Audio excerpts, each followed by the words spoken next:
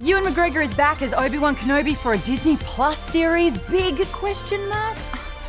Hello there. Let's take a little ride back to 2012, shall we? The last Star Wars movie that had come out was 2005's Revenge of the Sith. Somebody that I used to know was #1 in America, and Disney had just purchased Lucasfilm for a mind-blowing amount of dollars, announcing that they'd be making a whole new slate of Star Wars films. It's also the exact moment that every single Star Wars fan realized that they might be seeing the cinematic return of a certain Jedi Master who sees things from a certain point of view. A certain point of view?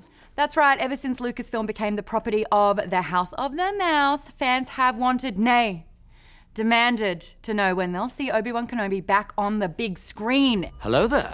And while rumours have been swirling for months now about when we would see an old Ben again, either in his own standalone movie, Hello there, or as an appearance as a Force ghost, this week some new info has come to light about the wizard/crazy old man finally getting his due. So, what are these new details, I hear you asking through your computers? Well, according to the site Cinelinx, Ewan McGregor has apparently signed on to reprise his role as the Jedi Knight turned desert babysitter, and reportedly he will be getting his own series for Disney Plus. Yes! I'm so excited about this.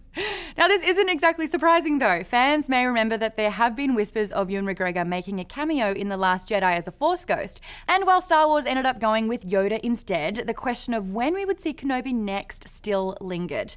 And of course, when The Rise of Skywalker went into production, the rumor mill went full steam ahead, this time saying that we would see Kenobi in the last installment of the Skywalker saga. No one's ever really gone.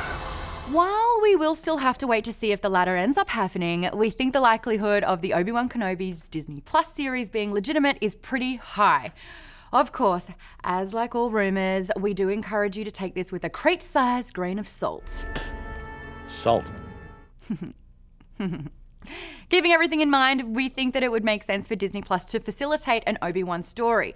We're just not even being subtle here. We want this to happen. Disney, I know you watch this, so... Do it. Was that threatening enough? From what we know and from what we've seen with The Mandalorian, this show seems to have an extremely high production value. So with the amount of money and prestige projects being dumped into Disney Plus, I mean, already we have Loki, WandaVision, The Lady and the Tramp, etc., etc. Adding an Obi-Wan series might just be the perfect force push to get on-the-fence fans to sign up. Let's be real here, not one person has needed convincing. But if you did, there it is. While there has been a renaissance of late for Star Wars, episodes 1 through 3, mainly due to the popularity of prequel memes, Ironic. those films are still considered pretty divisive among Star Wars fans. However, one thing all fans seem to agree on is that Ewan as Obi-Wan was the best part of those movies, and seeing him reprise the role would make most Star Wars fans, young and old, absolutely sign on. So what could an Obi-Wan series look like? Well, there are a lot of options for Disney to pull from. Enough time has passed for Ewan McGregor to play a bit of an older Obi-Wan, possibly living as a hermit on Tatooine as he watches over Luke for those 19 years when he goes from Ewan to Alec Guinness. What happened? I would like to know. You obviously saw some shit. There's a lot of scum and or villainy happening there. We saw a glimpse of that in the recent Marvel comics, but I'd like to see it brought to life.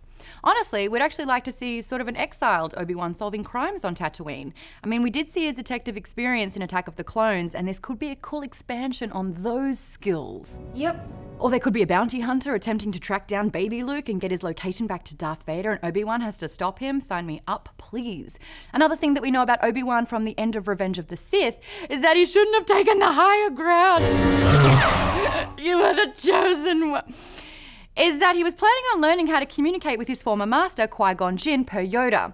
Now, while it's not likely that we'll see Liam Neeson appear in an Obi-Wan series, it would be pretty cool to show Obi-Wan exploring the Force in new and deeper ways, becoming more powerful than we could possibly imagine. And to be fair, Liam did lend his voice to Clone Wars, so you just never know, hey? These fingers are crossed. Look, in any case, this is all just speculation for now, while D23 is around the corner and would be the prime moment to announce a new Obi-Wan series. We're just gonna have to wait until this news is officially confirmed by Star Wars before we know for sure.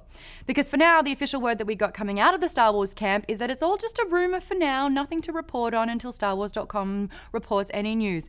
you will go about your day. Long. So there you have it, but what do you folks think? I'd love to know. Would you be down for an Obi-Wan Disney Plus series? Haha, kidding, I'm not even asking. Of course you do. Would you prefer a movie though? And do you think Obi-Wan realized that when he said only a Sith deals in absolutes, he was too dealing in only absolutes? Ironic. And when Yoda said do or do not, there is no try, that is absolutes as well, so secretly they're all Sith? Ironic. Yeah, that's what's up. Let's discuss.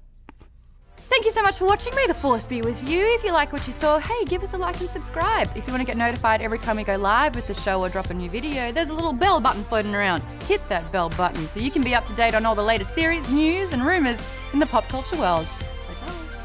Never tell me the odds.